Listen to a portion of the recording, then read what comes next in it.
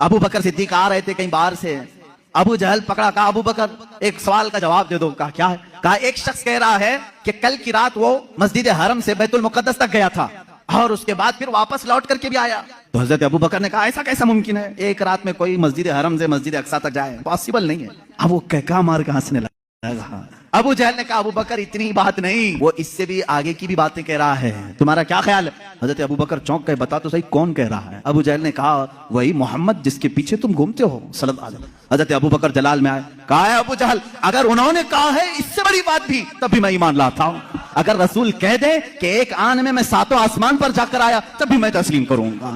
یہ حضرت ابو بکر پہلے ہی بتائے، اس کے بعد بارگاہ مصطفیٰ میں آئے۔ حضرت ابو بکر جیسے ہی آئے حضور نے مسکرا کر کے کہا اے ابو بکر جبرائیل آئے تھے اللہ کی طرف سے تمہارے لیے ایک لقب لے کر کے آئے ہیں، اللہ نے آج سے ابو بکر کو صدیق کہا ہے۔ صدیق اس کو کہتے ہیں جو سچائی کی تصدیق کرتا ہے۔